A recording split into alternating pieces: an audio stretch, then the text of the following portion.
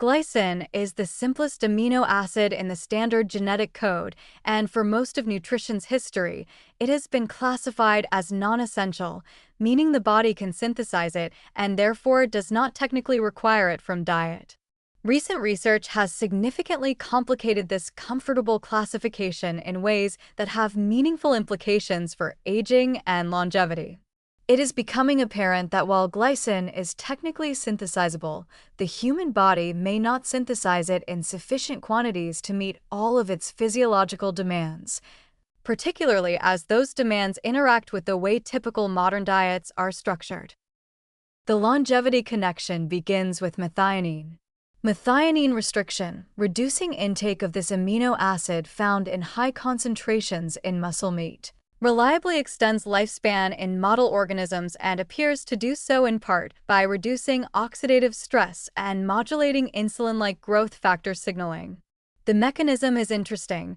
Glycine can effectively offset some of the metabolic consequences of methionine without requiring methionine restriction itself. Research by McCarty and colleagues proposed that the ratio of glycine to methionine in the diet may be more relevant to longevity outcomes than methionine intake in isolation.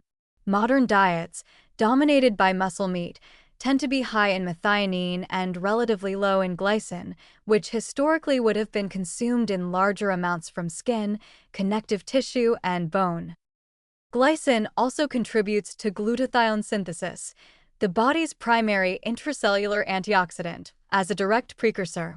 Studies supplementing glycine in older adults have shown increases in glutathione levels that were notably depleted at baseline, and some associated improvement in markers of oxidative stress and mitochondrial function.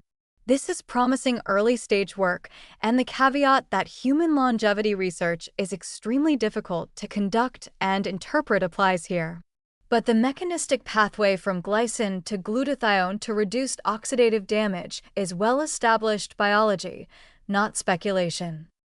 The concept of nose-to-tail eating, consuming all parts of the animal rather than exclusively muscle meat, reframes this from a nutritional deficiency perspective into an ancestral adequacy perspective.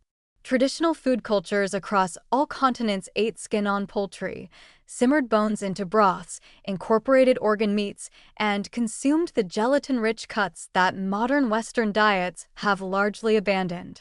These practices naturally produced a more balanced methionine-to-glycine ratio than the muscle meat-dominated diets common today.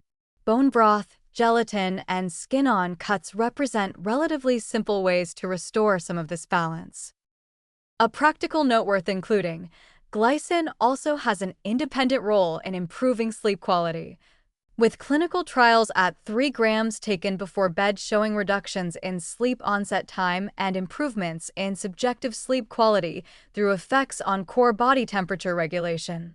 For older adults dealing with sleep disturbances, which is a significant and often undertreated problem in aging, glycine supplementation represents an option with a favorable safety profile and multiple potential benefits beyond just sleep. It is one of those cases where the convergence of multiple mechanisms makes a supplement more interesting than any single mechanism would justify on its own.